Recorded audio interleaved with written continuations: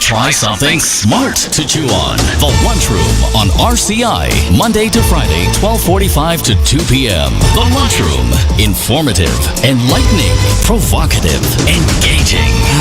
The Lunchroom on RCI. Food for thought. The station that gives you, more lunch.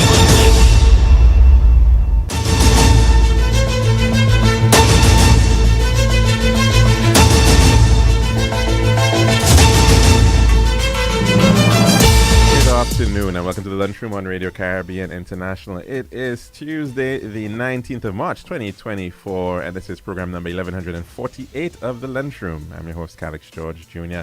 Now, in addition to 101.1 FM radio, you can get us at our website. It is rcistlucia.com or rcisaintlucia.com. We're streaming live there, and you can also download our older shows on that platform. You also have the option of checking us out on Facebook Live. We're streaming there, and of course, please like and share that link as well with your friends and family. And of course, a big shout out to all those followers on Facebook. If you want to call in to tell us what's on your plate in a while, the number to do so is 452-3046. Again, 452-3046. That's our main land number here. And you can also reach us via WhatsApp. That number is 724-0008. So if you do have WhatsApp, save that number on your phone, and you can message in or call in on that platform. Again, 724-0008. Now, some birthday shout-outs for today. Just very quickly to Mr. Shem Sere. Happy birthday to you, sir. And we do hope that you're having a wonderful birthday. And Nanji, I understand it's your birthday as well. So happy birthday to you. Hope you're having a fantastic birthday celebration. And you guys were celebrating today. In fact, you share a birthday of Bruce Willis, interestingly enough. A bit of history for today. In the year 1882, the first stone laid of the famous Sagrada Familia Basilica in Barcelona, designed by Antoni Gaudi, was laid, and that cathedral is still under construction. In the year 1932, the Sydney Harbour Bridge was opened in Sydney, Australia. And in 2003, on this day, airstrikes by an American and British-led coalition signaled the beginning of the invasion of Iraq without United Nations support and in defiance of world opinion. Now, in just a bit, we're going to be speaking about investment, and quite often hear about foreign direct investment, but this one is actually investment from within to some degree as well.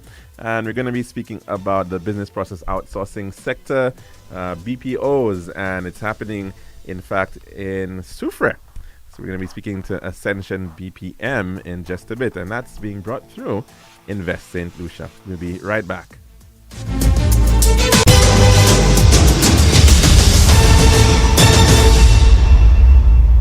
The Daily Dish is brought to you the kind compliments of our good friends at Tiles Plus. One tiles for your home, I see. Bathroom, kitchen, pantry. Need tiles for your balcony. Come down to Tiles Plus, satisfaction guarantee. Tiles Plus, Tiles Plus, Tiles Plus. Big tiles with unbeatable cost. Customer service, A+. With all kind of tiles, come down to Tiles Plus. We also got gasway and vanity. Boss, you'll see. Come down to my nobody. We got the best tiles on island. Trust me. We are located Land Street in Castries, Bosses Brazil, and Flag Street in Beaufort. Telephone number 453-7939. Tiles Plus. Serving now, the Daily Dish. And welcome to the Lunchroom at Radio Caribbean International. Now, of course, we've been seeing the globalizing of the world, and very early on, globalization was all about factories being set up in China and elsewhere in St. Lucia and outside of the industrial world. To allow for the production of some good of some form for export and into these other countries. Globalization has taken a different trend, and it's not just about goods but services as well. And we're going to be speaking about the business process outsourcing sector. When we think about it, quite often people think about call centers, but quite often a lot more than just that, more than just taking in calls. And the newest kid on the block in St. Lucia, Ascension BPM, is one of the the most recent entrance into this sector right here in St. Lucia. And of course, the entity that provides facilitation for investment, both FDI as well as local investors. It is Invest St. Lucia, formerly National Development Corporation. They've been around, I think, since 1971 or thereabouts. And so, of course, we're so pleased to have in studio a representative of Invest St. Lucia in the person of Ms. Amani Mathra, Communications Officer, and no stranger to people out there, as well as the Chief Executive Officer for Ascension International, Zephyrina Casbah. Ladies, welcome. Thank you so very much for joining us here at the Lunchroom. Thank you, Calix. Thank you for having us. And thank you, St. Lucia, for listening. Today, we're basically here to just do some sensitization around Ascension BPM and Invest St. Lucia's role in facilitating them. As you mentioned, Calix, it's the newest entrance into the BPO sector. But for us, why it's so important is it because it's a diaspora investment. So this will actually be the first locally owned business in that sector, which is major for us and which is why we were so excited about being able to work with Ms. Casabon. There's other reasons why it's exciting, but before I get into it, I'll give her an opportunity to just give you some background on what Ascension is and what they do. Wonderful. Thank you, Ms. Casabon. Hello, everyone. Good afternoon, St. Lucia. Ascension is a business process service management firm.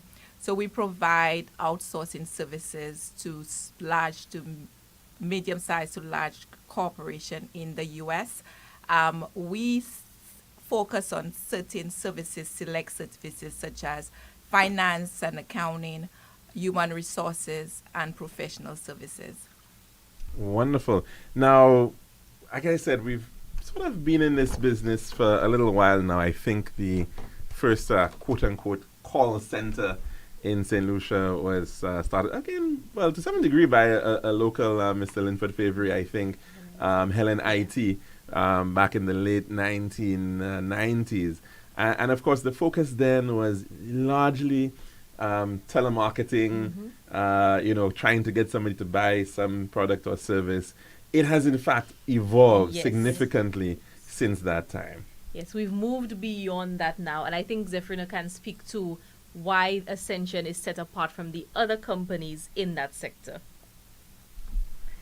We are different than the call center, like you would call it, because of our size and we privately held, we focus on select services that we know our clients would need, right? So my background is accounting. I'm a certified public accountant, and I know the challenges that are being faced in the U.S. for finance people. It's hard to get an accountant. It's hard to get a bookkeeper. And so bringing Ascension would help them to be able to get the expertise that they need, and it would be able to get and the cost savings they're looking for. We particularly did not go through the call center part. And so that we decide that we want to be more professional because we feel that our young people, we want them to be able to have the opportunity to work in professional services, to be able to develop skills they can be used within, and even if they have to go outside of St. Lucia. Now, that's, of course, a really important point because a lot of people are looking for professional services in the developed world, and it's a costly undertaking quite often, and they're trying to be competitive, and that's where the whole concept of outsourcing is coming from. But they're not outsourcing even within their own country. They're outsourcing beyond their shores to get these services. Yep. And tell us, I mean, you did mention, of course, the focus of Ascension. Why St. Lucia? Why did you think that it was a good idea to set up this company here? Yeah, that's a good question, and particularly why Soufre. We haven't even got into that part yet, yes. When I decided it was Soufre, everybody thought it was the wettest thing, but the main reason is because Soufre is my heart. Soufre is who made me who I am. And when I went back, I always wanted to come back to give back. And so when I got into the industry, the way I got into the industry is because I was outsourcing my services to Asia and the Philippines. And I have a few accounting firms that I have built. And whilst outsourcing, I had hired some manager, and he said, I will fire all those outsourcers because the work is not getting done. And when I thought about it, the main reason was because they did not have the communication skills. So it was hard to communicate what they need, and they couldn't communicate with our clients, which was a big issue, and the proximity, like the time difference. So I thought about it, and like I said, being always wanting to come back, I'm like, I believe St. Lucia have so much more human capital to do that. Now, when you said communicating, you're talking about a language The barrier? language barrier, yeah. So that is the reason I think that it was good. So being in Soufrière, like I said, was always where I wanted to develop because I'm from Soufrière. And this venture is more mission over money. What I'm looking for is helping the young people to be able to work in a field they love, helping to develop the place, not only bring in jobs, but also be able to bring people back. So you might find people, like we have some people from Castries moving to Soufrière, Sourcil, and that would help them as well. And the other big thing about this particular venture is the location. The building has a lot of history to me. That's where I started my career, in that building, as an employee, as a banker. And so when I was coming back to invest, I purchased that same building and double or triple the size, and to create jobs. And we expect to have about 300 people working there. Wow. That is a big thing about why it's in Soufrière and St. Lucia, and what we're trying to make an impact on. Now, that's tremendous, because Soufrière population of about 9,000, 10,000 or thereabouts. So the aim and the goal to be creating 300 jobs in Soufrière really will probably be putting you as one of the largest employers within that district. Yeah, and that is the first to start with. Our goal is to be bigger and to grow, and we're hoping to grow in Soufrière as well. Whereas we do recognize a challenge, we don't get the talent we're looking for, not only in Soufrière, St. Lucia as a whole. And so we do understand we have to train, and we do understand we have to develop people and develop their skill sets. So to answer your question, yes, we would be big in Soufrière, but we expect, first of all, we're hoping that most of our people is from the south, but we cannot discriminate.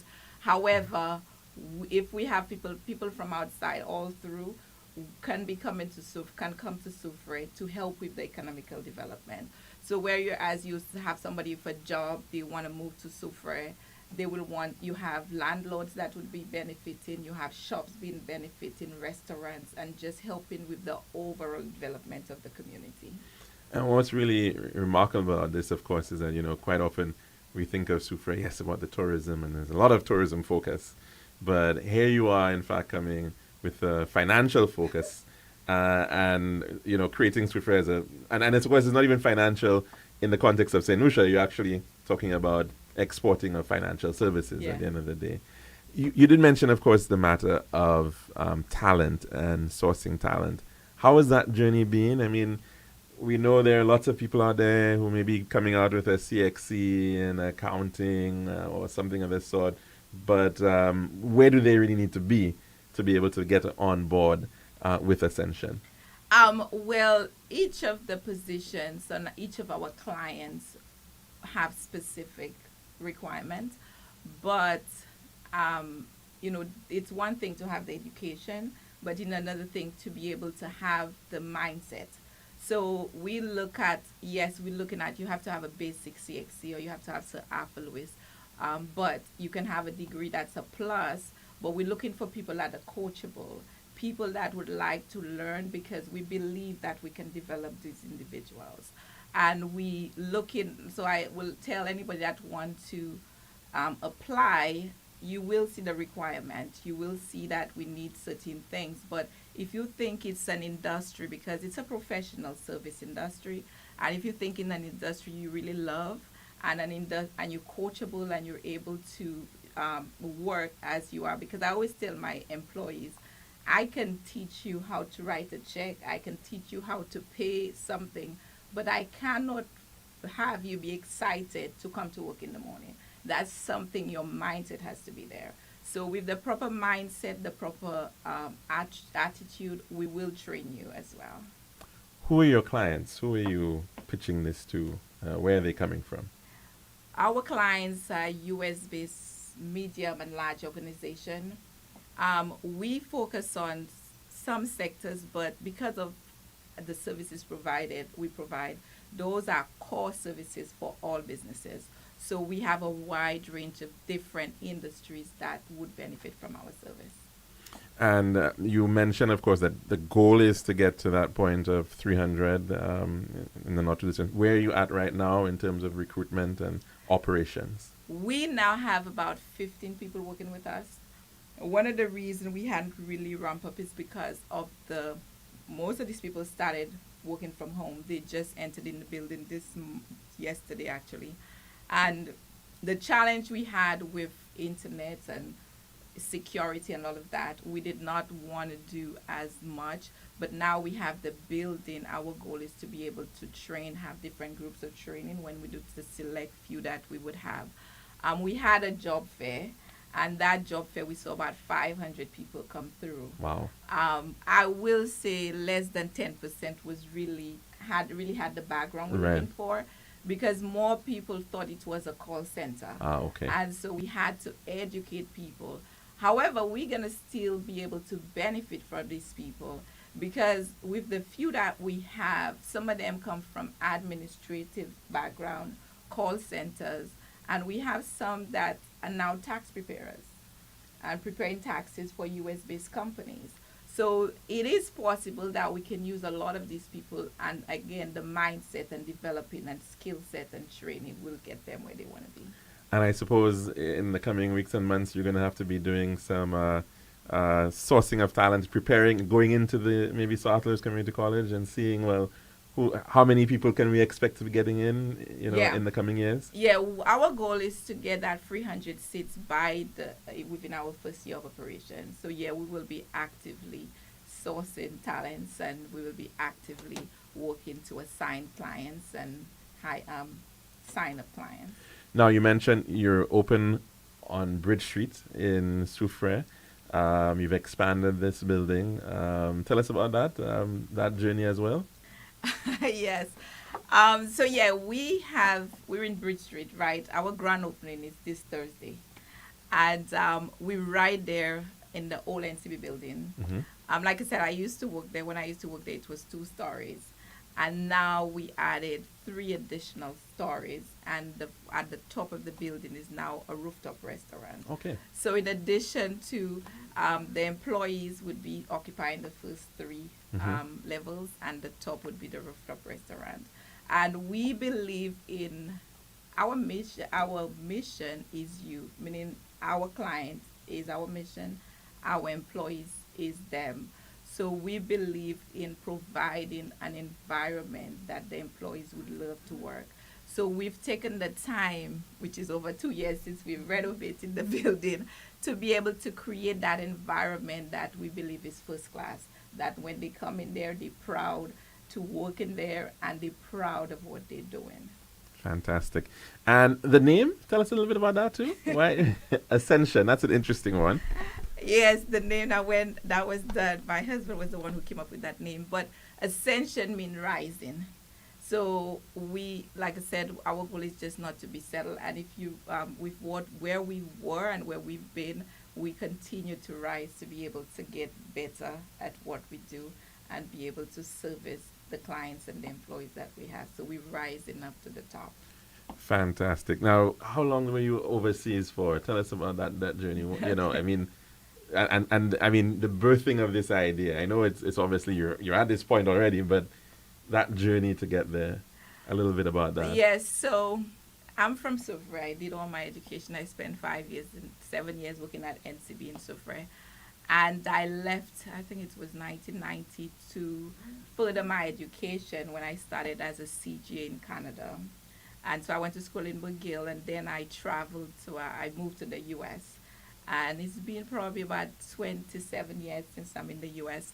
I was, previous to me starting off my own business, I was the CFO of a few corporations, and then I branched out on my own, where I now was the owner of a few accounting firms, and I've merged to where we add more accounting firms by acquiring different accounting firms. That's where I'm at now. Wonderful, Zephrina Casabon. This is a real story of brain drain becoming brain gain, Yeah. and a lot more than that, of course, Yeah. and seeing the opportunity for your hometown of Soufrière at this time. And this is an absolutely fantastic story. Thank you so very much, Amani, for bringing it forward and for sharing with us.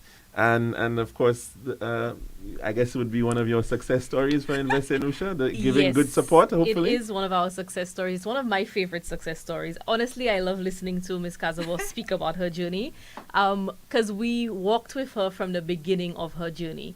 She's one of those investors that we saw that potential in from a diaspora perspective, because we've had a very strategic push towards diaspora investments. You know, there's a perception that people think we only facilitate foreign investment, but we recognize the value in people like Zephrina, who's a great picture of an investor when you look at it. Somebody who went away, prepared themselves. She comes back with all the skills, the networks, the connection, and she's investing in her community. And that's something that we're pushing for. And the advantage of it is she knows that community intimately. She knows the people, she knows its needs. So it works very well. And she has a vision for it beyond just a business, a vision for how it can expand the community. Like she mentioned, the support services that are expected to pop up around that. And that honestly is where we're looking to go as an agency. So it aligns perfectly. And the other thing with Soufrière as well, it is a strategic push to decentralize these services in the BPO sector outside of, it's traditionally been concentrated in Castries and Vieux Fort. So we saw an opportunity to bring it to another sector of the island and to actually go towards job creation in that area. So you're stymieing and reversing internal migration, as well as the desire for people to leave St. Lucia altogether by creating opportunities right here. And this is really a fantastic story. And you are launching, as you said, this Thursday, March the 21st. And we certainly wish you the very, very best. Thank you. Of success. And hopefully you, I mean, this platform, of course, is available for you to share with us your stories and how you are progressing with this wonderful investment. Sure. Thank you. Definitely. And of course, as I mentioned, we have been speaking with Mrs. Zephrina Casabo. She is a Soufrière native with over 20 years experience in management and financial services, and she is giving back and creating wealth in Soufrière, in what people quite often think of as the most beautiful part of St. Lucia, but it's more than that now as well. It's becoming the financial hub for BPO services heading out of St. Lucia. And so really thank again, of course, Amani for bringing this forward, Amani Matre of Invest St. Lucia. Ladies, thank you so very much. Thank you for the opportunity. Thank you. And that's our dish of the day. When we come back, we're going to head across to take in our weather report. This has been The Daily Dish.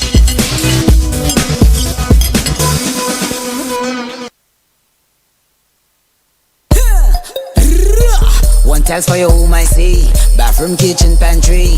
Need tiles for your balcony. Come down to Tiles Plus, satisfaction guarantee. Tiles Plus, Tiles Plus, Tiles Plus. Big tiles with unbeatable cost. Customer service, A+. This all kind of tiles. Come down to Tiles Plus. We also got gasway and vanity. Books, doors, you'll see. Come down to my nobody. We got the best tiles on island. Trust me. We are located Land Street in Castries, Bosses Jugosile, and Flag Street in Vieux Fort. Telephone number 453-7939. Tiles Plus.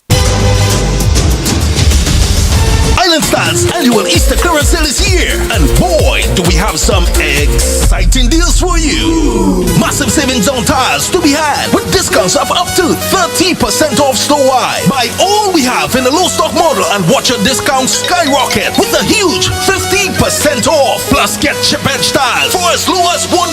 Yes, we're clearing out our old stock to bring in the new.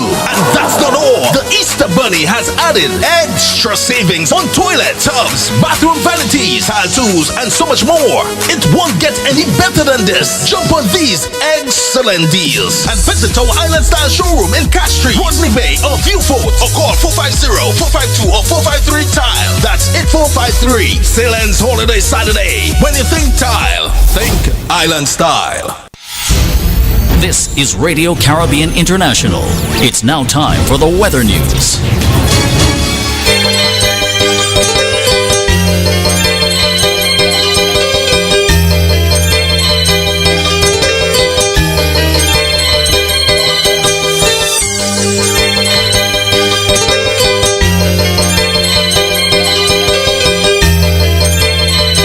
That's right, the first on the 1.1. It's now time for your weather report as of 12 noon today, presented by Island Style Talent Bar. The forecast for Solution Valley for the next 24 hours. Winds will be blowing from between the east and east-southeast near 21 miles per hour or 33 kilometers per hour. The weather, fair skies becoming cloudy at times with a few showers.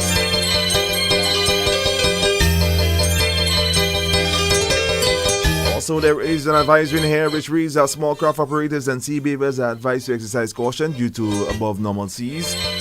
And the forecast for the Lesser Antilles, fair to occasionally cloudy skies with a few scattered showers, mainly over the southern portion of the Lesser Antilles. The weather summary: the Atlantic high pressure system will generate moderate easterly winds and above normal seas across the Eastern Caribbean region during the next 24 hours.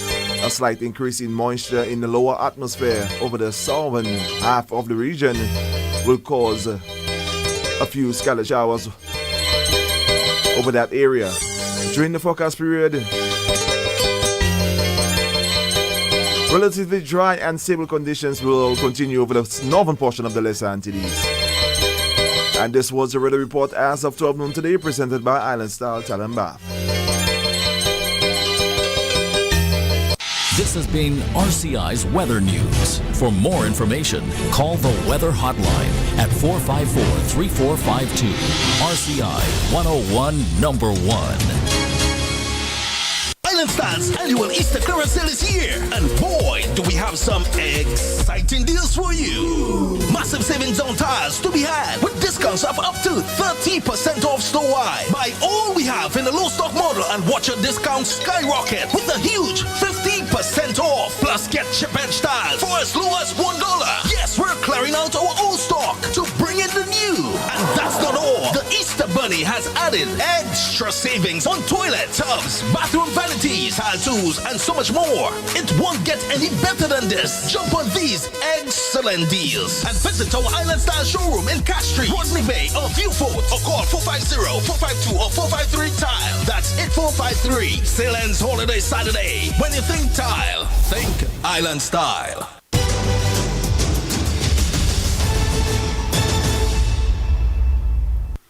And welcome back to the Lunchroom at Radio Caribbean International. We were just speaking with the representatives from Ascension BPM, and it is St. Lucia's first locally owned business in the global services sector, providing financial services primarily to the U.S. market, and of course, BPO, business process outsourcing. That is becoming a major trend, and of course it's no longer just about customer service and telemarketing. It is also about providing knowledge services, and so people are outsourcing financial services, accounting services, you name it, even software development services or tech support services, and many countries around the world are in fact benefiting from being able to do that. So although you may be living in India or the Philippines or in Soufrière, St. Lucia, you can still be part of providing services to the global market. And this is a really impressive move here by a St. Lucian native of Soufrière, Mrs. Zephyrina Kazabor, the director, the CEO of Ascension BPM. So a great story there to share, certainly, as well, thanks to the support from Invest St. Lucia. Now, today, we're also noting that the House of Assembly is meeting. And I think it was something that a lot of people were quite interested in, over the entire matter of the Deputy Speaker. We did see calls by the leader of the opposition, writing letters to the Attorney General as well as the St. Lucia Bar Association. But at the end of the day, it looks as if Dr. Kenny Anthony has stepped in, I guess you could say, to save the day and to, in fact, become the Deputy Speaker. He's been nominated and was elected as the Deputy Speaker. So he will be holding that position. And of course, no doubt it comes back to the whole matter of the Constitution, an amendment to the Constitution. It's a matter that we're going to be speaking about sometime this week, in fact, about that whole process of constitutional amendment and what needs to be amended and how it needs to all happen. So certainly it is something that we will have to look at. But I suppose some people were expecting something, well, I suppose maybe a little bit more controversial happening, but doesn't seem as if that is in fact going to be the case. And so the House will in fact maintain its order by in fact having a Deputy Speaker, and as it of course met today. Some matters on for discussion and for approval. There's some motions. In the first instance, the Minister of Finance seeking to borrow from the World Bank, International Development Association, as it's termed, somewhere in the region of about 82 million EC dollars, roughly about 30.5 million US dollars from the World Bank, and that is to finance the St. Lucia Sustainable Recovery Development Policy financing, and that is one matter of borrowing. There's also another matter down for the establishment of a special fund to be known as the Tourism Development Fund for the purpose of facilitating the operations, tourism development, and tourism marketing of the Department of Tourism. Excuse me. And that is allowing for the monies or funds coming from the surplus tourism levy under Section 119 of the Tourism Development Act to go to that fund. Also, down for some borrowing from the First National Bank.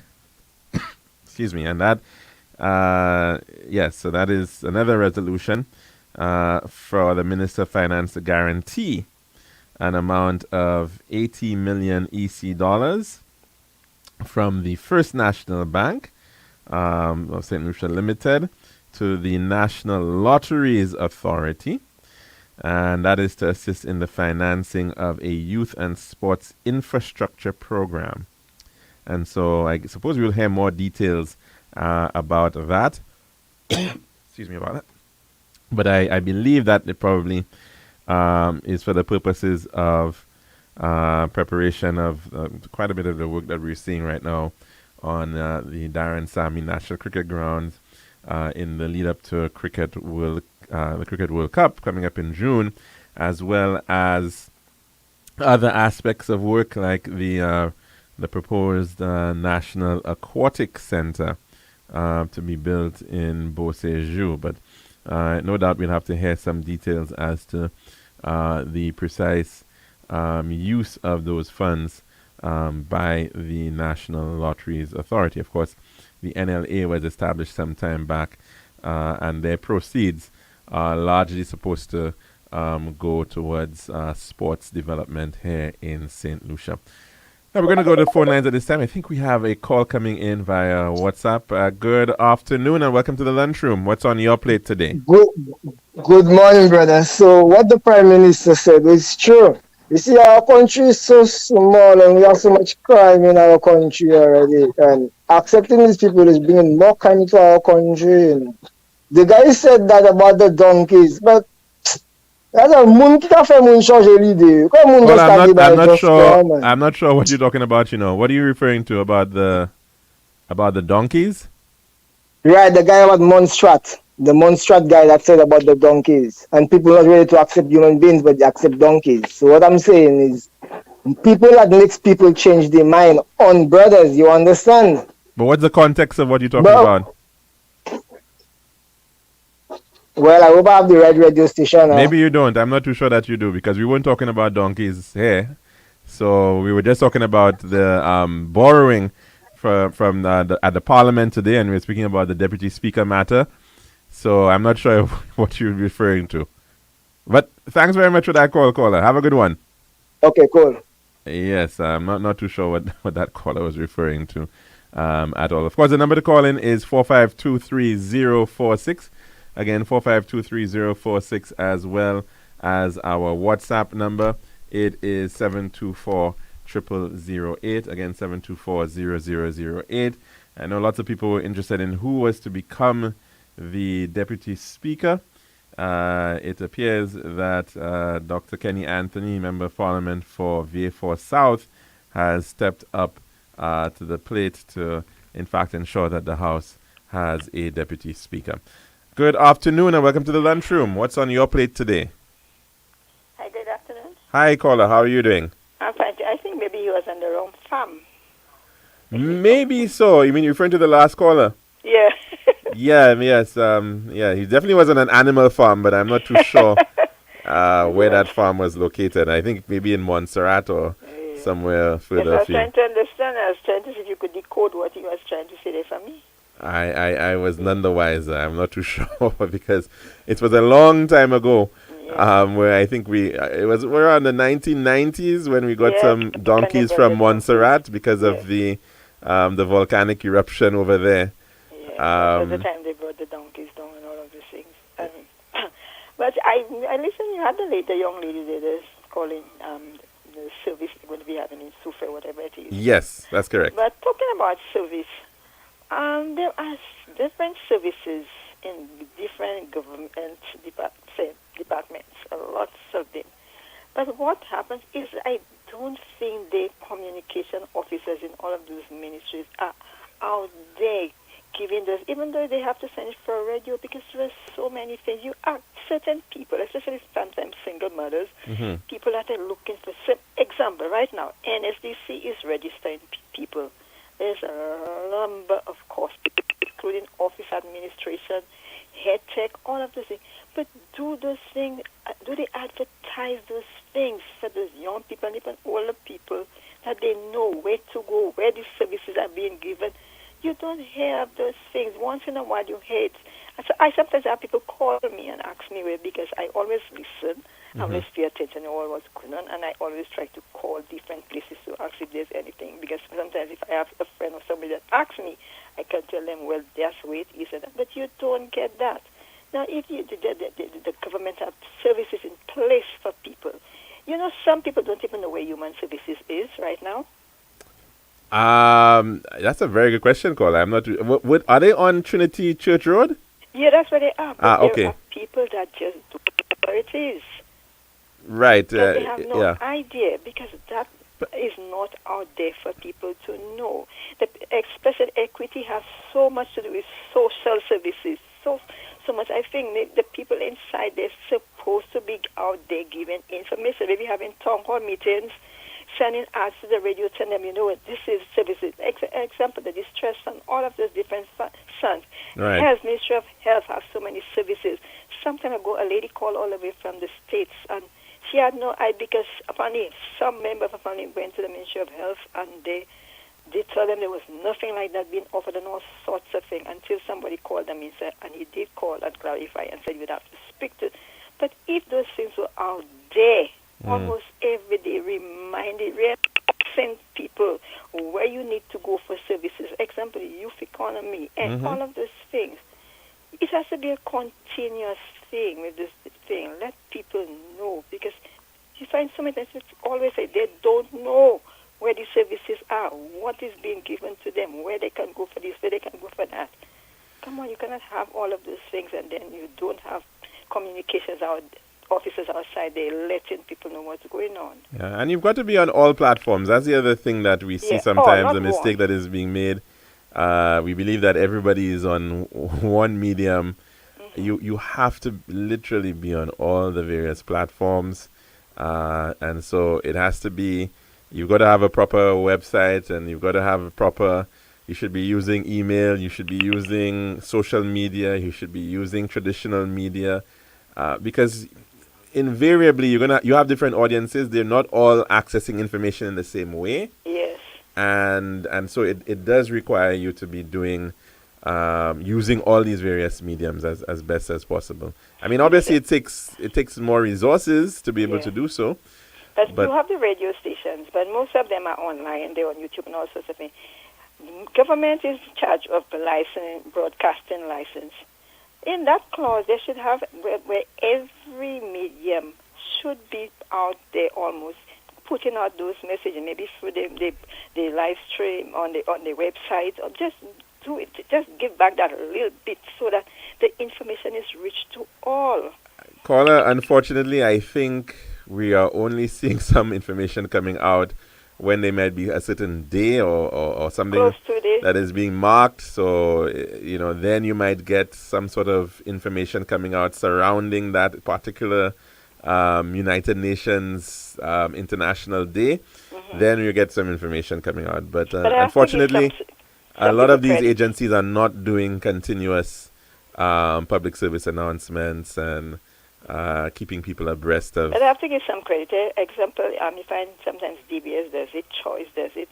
Like the crime thing, they never stopped it. They continuously show people more, how you should conduct. They continuously give this thing to make people understand crime is not the way to go. It's a continuous thing. But they take it, I think, upon themselves to do that as giving back to their country. But some others just don't do that. And I think these things should be out there almost every single day to remind people we cannot have so many platforms, and yet there's so many people that's still unaware of so many still things. Very much unaware. That is quite true, caller. Very, very, very true. So true. many things that are going on, so many things that could change their life. Single parents, whether it be male or female, there's avenues for them. But do they know of that? No, because it's not out there enough for people to know. So I don't see that. But we have to be careful too, because you can have information overload. And I think too, it's how information is packaged and ensuring sometimes that it's searchable, it's available when people want to find it. And that's part of the problem too. And I'm not sure how much information is even available. I mean, just having online information on websites, we still are not doing a good enough job of that. I can tell you, as a country, as government agencies. There's a lot of information that should be available online, that should be searchable, how to do this, how to do that, how do I access certain things. And so we sometimes make the mistake of thinking, well, we'll put a Facebook post, right? But not everybody's on Facebook, or not everybody can access Facebook. So it needs to, there certainly has to be a different means by which we are reaching people. And so let me tell you, I saw Dr. Kanye was appointed as the Deputy Speaker. Dr. Kanye Anthony, yes. He will be holding that post until next election, or is just temporary? Well, I don't know that you could say it's temporary. I mean, he holds it until such time that he decides not to. Remember, Miss Sarah Flood was temporary. Well, it was a very fleeting moment. She was really just Deputy Speaker for a day or a few days, because very shortly after that first meeting of the House, she was appointed as, I think maybe about 5 days after, or even less, she was appointed as a Minister for External Affairs. So we effectively went for an entire period without actually having a Deputy Speaker. Now, earlier on, I listened to the former Prime Minister talking about all of these things about page, in whatever page you'll find this and you'll find. It's a whole lot. Now it's about the tourism bill, whatever is it they pass in, about marketing and branding and all of those things, like he's an expert on all of this. I'm trying to say, you know so much on all of these things, but where was that human intelligence and knowledge when you were there? Well, I am sorry, I haven't been able to follow the House debate, so I'm not too sure exactly what he's commenting on and the veracity of it. I think the tourism bill, but he's talking about how branding and marketing and all of those things. He's trying to teach to how you go about doing that in order to bring thing out. Being, I suppose, as he has said, he has all this knowledge in tourism. He has this masters, whatever it is, because when they introduced him in Trinidad. Well, the problem I've always had with our tourism strategy is that we seem to spend quite a lot of money on tourism marketing, but we don't do enough in terms of product development. Right? That I think is the challenge, and I think there's some attempt to try to change the direction in that regard. I mean, through things like the community tourism agency, but I'm not sure that it's actually going far enough in terms of how we've developed our product. What are we offering, right? What is on offer for somebody who's coming to the island? Where are they going? What are they coming to see? They could be in any hotel around the world. I mean, the hotels everywhere. But what is the true attraction of the destination? What are they going to be enjoying? And so how have we, we're still a country without a national museum. We're still a country without proper national parks. And our attractions, still have a lot to be desired. You look at our beaches, and most of them are without proper amenities, and people are coming for these things. They're coming to enjoy even the basic things of sun, sea, and sand. One can say, how well are we taking care of them as well in terms of the environment and ensuring that they're enjoyable, the beauty of our country. Are we protecting our natural landscapes and our cultural spaces? And, a lot of these things need far more work and emphasis. And so we've had an entity, whether it was the tourist board before and now the St. Lucia Tourism Authority, and there's a lot of money spent on the marketing side of things. But I believe in terms of the product, that is where there needs to be a much greater focus on ensuring that we have But then I'm hearing the former Prime Minister say the emphasis should be on marketing. Because you need to be, from what I gather, that's what he said, the emphasis should be on marketing the country. That's the thing. Then when you look around, sometimes the brand we have. Marketing has changed, to me, marketing has changed so much, Caller, and that, especially when it comes to social media. All right, a lot of people are deciding where to go by what they're seeing on Instagram and TikTok, and there's a lot of good means by which you can market yourselves in a much more affordable way too. I'm not saying that, of course, you've got to spend money on marketing, yes, but how it's done, and people saying, hey, this is a great place to go, and they're posting videos. I mean, it'll create its own buzz in and of itself if you've got a great product. The product will sell itself. And so I think we're not doing enough in that regard. Yeah, and we need to change that because, for example, people sell down here to you, and when you go to the place, they try to sell for you. It's out there, it looks so nice, they're out there. I've been wondering if that's really what the place that they were advertising. Because you see something totally different. Yeah, that's true. It's. I went somewhere earlier this year. I think it was sold at the thing place, the spa.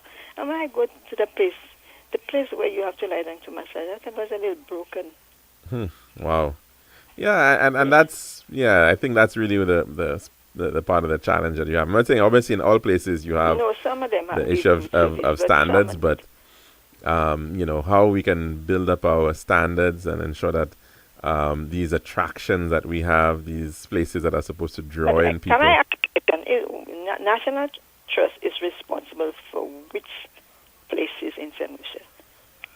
So the Point. National Trust has Pigeon Island National Landmark, and that is really the only paid site that the National Trust actually But runs. what are the places that they're responsible Now, for? beyond that, there's a site at Cap called Mont Pavillon, which is a 22-acre site. There is Married Women's Quarters and Meadows Battery, which is a fairly recent acquisition back in 2006, I believe, at VG.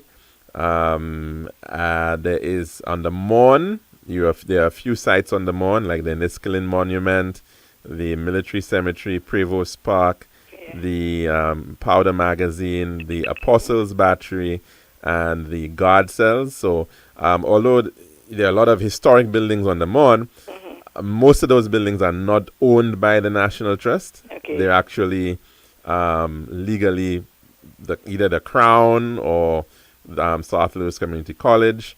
So they actually are not owned and managed directly by the National Trust. What about George V Park? George V Park is not is a property owned by the Castries Constituency Council. Okay. All right. So they don't actually own it. So quite often there's this belief, well, if it looks like an old building, it must be a National Trust building. That is not the case. Well, I thought the George V Park was National Trust was responsible for it. No. Yeah. So you have all of those places that can be a touristic site. Yes. Can be enhanced because as a child going to the George V Park, it was just beautiful just going in there. All the flowers, there's so much. But now, how can you you have a car, you have the right. grocery bus? How can you come and destroy something like that and have things? These are things people just love taking the children to sit in there. Yeah. But all of these things. And the truth about it is that Castries does not have a proper park. That's the reality of it. We don't have a park. Or most places, even in the Caribbean alone, we look at Roseau, Dominica, Kingstown. There's a botanic gardens there, and in most of these countries, Trinidad has the savannah, it has the botanic gardens, it has the zoo, so they're very well defined parks, proper parks, urban parks. And for example, this morning I was talking to a friend. She was telling me she didn't see the reason for breaking the walls around the square. Because as far as she's concerned, it's a square, leave it the walls. Because right now, the Derek Walker Square is like more Derek Walker Square and a dog park. Because dogs just all over the place, they're messing, pulling. Well, that's because we have an issue of stray dogs overall. Yeah, so if we have an issue of stray dogs, we need to address that issue. The